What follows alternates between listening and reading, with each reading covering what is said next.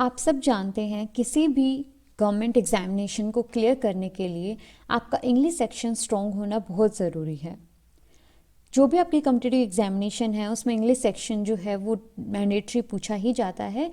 आप में से काफ़ी ऐसे स्टूडेंट्स हैं जो हिंदी मीडियम से हैं और उनका ये हमेशा डाउट रहता है कि कैसे हम अपनी इंग्लिश को इम्प्रूव कर पाएंगे, कैसे हम इंग्लिश सेक्शन हमारा जो है उसमें अच्छा स्कोर कर पाएंगे ताकि हमारा सिलेक्शन हो पाए। काफ़ी कमेंट्स यहाँ पर आते रहते हैं जो स्टूडेंट्स लिखते हैं कि ma'am I am weak in English, मैं हिंदी मीडियम से हूँ और इंग्लिश की वजह से सिलेक्शन नहीं हो पा रहा है।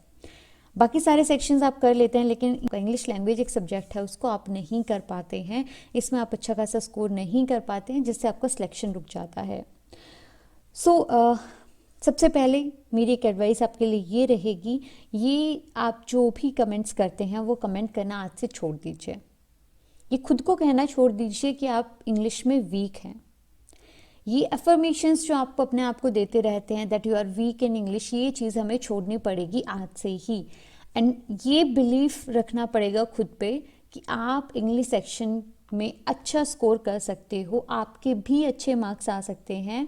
मान लिया आज आपकी इंग्लिश अच्छी नहीं है लेकिन आप मेहनत से अपने इंग्लिश सेक्शन को इम्प्रूव करोगे, क्योंकि देखो आज जो आप ये कमेंट सेक्शन में कमेंट्स लिखते हैं कि you are weak in English, आज भी आप वही कमेंट लिख रहे हो, 2 दिन बाद भी वही लिख रहे हो, कभी किसी चैनल पे कभी किसी चैनल पे, उसके बाद में 1 महीने बाद भी सेम सिचुएशन है, तो उसका कोई फ़ायदा नहीं है। आज ही सेशन में आपके लिए इसलिए लेकर आई हूँ ताकि आपका जो ये प्रॉब्लम है उसका सोल्यूशन निकाल पाए हम, ठीक है। अब ये सोल्यूशन क्या है वो हम इस सेशन में देखेंगे। एक स्टूडेंट जो सही में अपनी इंग्लिश को इम्प्रूव करना चाहता है, जो अच्छा स्कोर करना चाहता है, उसके लिए बहुत बेनिफिशियल रहने वाला है। अगर आप पूरे ढंग से पूरे तरीके से इस कंप्लीट प्लानिंग को, इस कंप्लीट स्ट्रैटेजी को, इस तरीके को अगर फॉलो करते हैं तो आपको कभी इन फ्यूचर ये बोलने की ज़रूरत नहीं पड़ेगी कि आप इंग्लिश में वीक हैं, क्योंकि हम उसको चेंज करेंगे। ओके।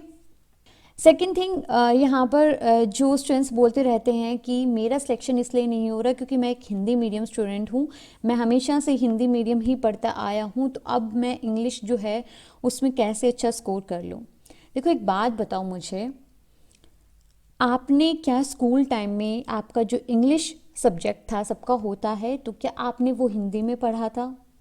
डेफिनेटली नहीं पढ़ा होगा। इंग्लिश तो आपने इंग्लिश में ही पढ़ी होगी। तो ये कैसे मैटर कर जाता है इस टाइम आकर कि आप हिंदी मीडियम स्टूडेंट हैं या इंग्लिश मीडियम स्टूडेंट हैं। यहाँ कॉम्पिटिटिव एग्जामिनेशन की तैयारी में कुछ मैटर नहीं करता, चाहे आपके ग्रेजुएशन में 50% आए हों या फिर 90% आए हो। यहाँ इस लेवल पर सब लोग सेम हैं।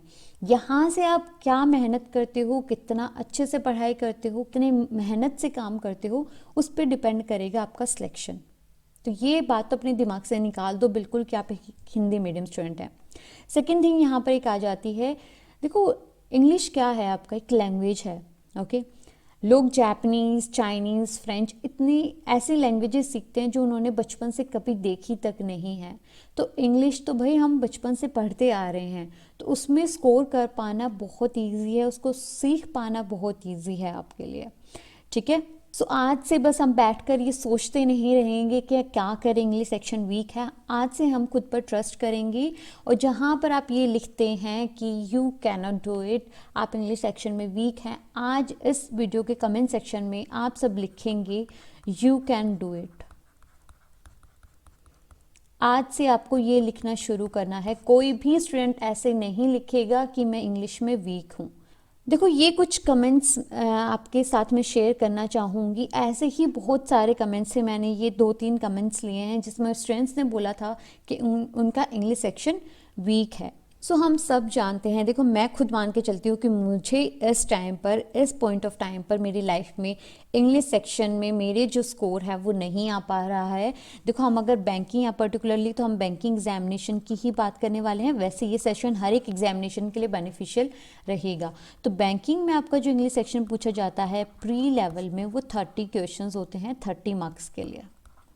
ओके। इनिशियली मैं अपना एक एक्सपीरियंस आपके साथ शेयर कर देती हूँ। इनिशियली जब मैंने टेस्ट देना स्टार्ट किया तो मेरे 5 to 6 मार्क्स आ रहे थे, लेकिन जब मैंने रियल एग्जामिनेशन दिया तो मैंने 27 से लेकर 29 तक स्कोर किया है आउट ऑफ 30। तो ये पूरा जो जर्नी है, ये जो आपको डिफरेंस दिखाई दे रहा है मार्क्स में, वो कुछ भी नहीं है, सिर्फ और सिर्फ हार्ड वर्क है। क्योंकि मुझे पता था कि एक भी सेक्शन, एक भी सब्जेक्ट ऐसा नहीं होना चाहिए जो मेरे लिए वीकनेस हो। मेरा कोई भी वीक पॉइंट तो होना ही नहीं चाहिए। अगर कोई वीक पॉइंट है उसको मैं इम्प्रूव करूँगी, उसको मैं स्ट्रॉन्ग बनाऊँगी ताकि मेरा सिलेक्शन हो पाए। ओके स्टूडेंट्स, तो इंग्लिश सेक्शन के बिना तो आप सिलेक्शन नहीं ले सकते हैं। अब आपको इंग्लिश सेक्शन को इम्प्रूव कैसे करना है। एक अच्छी चीज़ यहाँ पर मैं बात करूँ क्या है कि आपका जो एग्जामिनेशन में पैटर्न रहता है और जो आपके टाइप ऑफ क्वेश्चंस रहते हैं वो हमेशा क्या होता है, ऑलमोस्ट सिमिलर रहते हैं। ऐसा आपको कुछ भी बहुत बड़ा डिफरेंस नहीं देखने को मिलता है इंग्लिश सेक्शन में। इसलिए आपको सेम पैटर्न के, सेम टाइप के क्वेश्चंस ही यहाँ पर प्रैक्टिस करने होंगे। मेनली हमारा इंग्लिश सेक्शन जो है आपसे एग्जामिनेशन में पूछा जाता है, 3 चीज़ें यहाँ पर पूछ ली जाती हैं। रीडिंग से रिलेटेड आएगा आपको क्वेश्चंस, आपके वोकैबुलरी से रिलेटेड क्वेश्चंस आएंगे और आपके ग्रामर से रिलेटेड क्वेश्चंस आएंगे। इसलिए हमें इन तीनों सेक्शंस पे अभी से काम करना स्टार्ट करना है। आप अगर SBI PO को टारगेट कर रहे हैं तो आपके पास मैं मानती हूँ 1 मंथ का टाइम है। तो 1 मंथ में आप बहुत अच्छे से इंग्लिश सेक्शन को इम्प्रूव कर सकते हो, बहुत अच्छा यहाँ पर स्कोर कर सकते हो। 25+ स्कोर कर पाना बिल्कुल पॉसिबल है आपके लिए। सो आप स्टार्ट कहाँ से करेंगे? देखो, अगर आप एक बिगनर हैं, अभी आप तैयारी शुरू कर रहे हैं या फिर काफ़ी टाइम से तैयारी कर भी रहे हैं, तो अभी सबसे बड़ा मेरा आपके लिए सजेशन रहेगा कि रीड अ न्यूज़पेपर। न्यूज़पेपर पढ़ना है, इंग्लिश न्यूज़पेपर पढ़ना है, कोई भी हो सकता है। द हिंदू पढ़ सकते हैं, इंडियन एक्सप्रेस पढ़ सकते हैं, इकोनॉमिक टाइम्स सब पढ़ सकते हैं। जो भी पेपर आपको ठीक लगे आप वो पढ़िए, लेकिन पढ़ना ज़रूरी है, ठीक है। Reading newspaper is must. आपको इंग्लिश सेक्शन अगर इम्प्रूव करना है तो रीडिंग डेली बेसिस पर करना पड़ेगा। स्टार्टिंग में मे भी हो सकता है कुछ चीज़ें आपको समझ ना आए, बट धीरे धीरे जैसे आपकी हैबिट बनती जाएगी वैसे आपको जो वहाँ पर टॉपिक्स हैं, चीज़ें हैं, एडिटोरियल्स हैं, वो समझ आने लग जाएंगे। सेकेंड, आप क्या काम करेंगे, जो न्यूज़पेपर आप पढ़ते हैं वहाँ पर जो भी आपको नया वर्ड दिखता है, वोकैबुलरी वर्ड्स दिखते हैं, उन वर्ड्स को सीखने की कोशिश करिए, उनका मीनिंग जानने की कोशिश करिए और उनका यूज़ जानने की कोशिश करिए कि वो उस सेंटेंस में यूज़ क्यों हुआ है, उसका मीनिंग क्या है। ओके, इसके लिए आपको अलग से नोट्स बनाने की ज़रूरत नहीं है कि आप एक डायरी ले रहे हैं उसमें बहुत सारे वर्ड्स लिख लें, ऐसा नहीं करना है। बस आप अपने जो वर्ड्स हैं उनको ओरली याद करिए। थर्ड, आपको यहाँ पर जो काम करना है डेली बेसिस पर, वो क्या करना है, आपको टॉपिक वाइज ग्रामर कवर करनी है। अब यहाँ पर भी स्टूडेंट्स का एक क्वेश्चन हो जाता है कि इनमें से कौन से ऐसे लेसन्स हैं, कौन से ऐसे चैप्टर्स हैं जिनको हम कवर करें और कौन से ऐसे चैप्टर्स हैं जो हम ना पढ़ें। देखो, ऐसा कोई चैप्टर नहीं है जो आपको नहीं पढ़ना चाहिए। जितने भी आपके ग्रामर में चैप्टर्स होते हैं, कोई भी ग्रामर की आप बुक ले सकते हैं, जितने भी चैप्टर्स हैं वो सारे ही चैप्टर्स आपको पढ़ने हैं।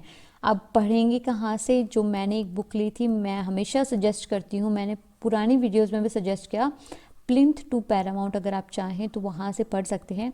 ये एक अकेली ऐसी इंग्लिश की बुक है जो आपको हिंदी में भी मिल जाएगी। इसमें एक्सप्लेनेशन जो है वो हिंदी में भी दी गई है, तो ये आपके लिए काफ़ी बेनिफिशियल हो सकती है। सारे आपको ग्रामर के टॉपिक्स कवर करने हैं। And the fourth one is practice. चाहे आप कितना भी चीज़ें पढ़ ले, कितने भी थ्योरीज पढ़ ले, लेकिन जब तक आप प्रैक्टिस नहीं करेंगे, जब तक आप क्विजेज नहीं लगाएंगे, प्रैक्टिस सेट्स नहीं लगाएंगे, तब तक आपकी इस प्रैक्टिस का फ़ायदा नहीं है। जैसे आपने सुना होगा ना, आपने रूल्स पढ़ लिए किसी भी गेम के, पूरे रूल्स पढ़ लिए, लेकिन जब तक आप वो गेम खुद नहीं खेल कर देखोगे तब तक आपको पता कैसे चलेगा कि क्या क्या यहाँ पर गलतियाँ हो सकती हैं, क्या क्या इम्प्रूवमेंट्स करने की ज़रूरत है। तो इसलिए सबसे ज़्यादा इम्पॉर्टेंट पार्ट हमारे पूरी तैयारी का रहेगा प्रैक्टिस, जो स्टूडेंट्स मिस कर देते हैं। ओके, तो बस इतना सा काम करना है आपको इंग्लिश सेक्शन को इम्प्रूव करने के लिए। अगर ये सारी चीज़ें आप कॉन्टिन्यूसली 30 डेज फॉलो करते हैं, 30 डेज तक आप डेली न्यूज़पेपर पढ़ते हैं, वोकैबुलरी पढ़ते हैं, ग्रामर के टॉपिक्स उठा के पढ़ते हैं, एंड इवन आप प्रैक्टिस भी करते हैं। क्विजेस लगाना सबसे ज़्यादा मस्ट है। अगर ये 4 काम अगर आप कर लेते हैं डेली बेसिस पर, 30 डेज में आपको इम्प्रूवमेंट दिखने लग जाएगा अपनी इंग्लिश सेक्शन में। और ये जो इम्प्रूवमेंट है ये परमानेंट रहने वाला है, क्योंकि यही इंग्लिश जो है, यही सारे टॉपिक्स जो हैं वो आपको काम आने वाले हैं हर एक एग्जामिनेशन में। तो एक बार की मेहनत है, देख लो, एक बार अगर आपने इस सेक्शन पे अच्छे से मेहनत कर ली तो आपको बार बार पढ़ने की ज़रूरत नहीं है। फिर आप डाइट किस पे जा सकते हैं, प्रैक्टिस पे जा सकते हैं, अगर आपने ग्रामर अच्छे से पढ़ ली है तो। ओके, एक बार ग्रामर पढ़ना बहुत ज़रूरी है। जो स्टूडेंट्स SBI PO यहाँ पर टारगेट कर रहे हैं उनके लिए मेरा एक सजेशन रहेगा, आप डेली बेसिस पर न्यूज़पेपर पढ़िए। अगर आप ये मानते हैं कि आप सारे चैप्टर्स नहीं पढ़ सकते हैं ग्रामर में, तो आप क्या करिए, यहाँ पर क्वेश्चंस की प्रैक्टिस करिए, या फिर जो बुक मैंने आपको बताई है उसमें डायरेक्ट जाकर आप एक्सरसाइज में जो क्वेश्चंस दिए गए हैं उन क्वेश्चंस को लगाइए, उनका एक्सप्लेनेशन देखिए। एक्सप्लेनेशन पढ़ना बहुत ज़रूरी है, ठीक है। तो अपनी गलतियों से सीखिए। जितना ज़्यादा आप क्विज़ेस लगाएंगे, जितने ज़्यादा आप क्वेश्चंस करेंगे, आप उतना ज़्यादा इम्प्रूव कर पाएंगे, ठीक है स्टूडेंट्स। तो ये पूरा आपका इंग्लिश सेक्शन की स्ट्रेटजी है। चाहे आप कोई भी बैंक एग्जामिनेशन देने जाएं, आप SSC एग्जामिनेशन दें, रेलवे एग्जामिनेशन दें, कोई भी आपका एग्जामिनेशन हो, यही सारे पार्ट्स जो हैं वो आपको हेल्प करेंगे हर एक एग्जामिनेशन में इंग्लिश सेक्शन को इम्प्रूव करने के लिए। एक फ़नी पार्ट है जो मैं आपको यहाँ पर बताना चाहती हूँ। आपको पता है मैंने एक वीडियो डाला था मेरे चैनल पे, और उसमें एक पर्सन ने कमेंट किया कि अगर ऐसी इंग्लिश के साथ में इनका एग्जामिनेशन क्लियर हो सकता है, अगर ये बैंक PO बन सकती है तो आप भी बन सकते हो।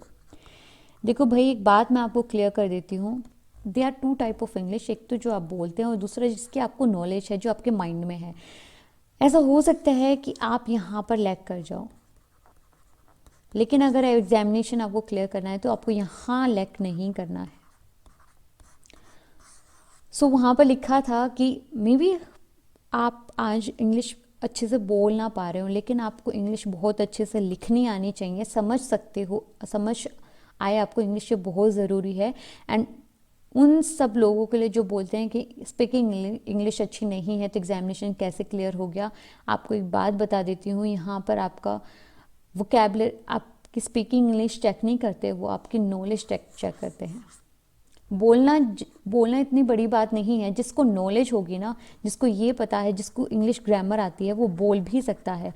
बट पता है क्या होता है, जहाँ हम स्पीकिंग में क्यों लैग करते हैं, ड्यू टू हैबिट। हमारे आसपास ऐसे लोग नहीं, ऐसा एनवायरनमेंट नहीं है जिनके साथ हम इंटरेक्ट कर पाएँ। अगर हमारा एनवायरनमेंट ऐसा हो, हमारे आसपास ऐसे लोग हों जो इंग्लिश में बात करें, तो हमें भी क्या हो जाएगा, उस चीज़ की हैबिट हो जाएगी, और हैबिट के साथ में हमारा इंग्लिश बोलना बहुत ईजी हो जाएगा।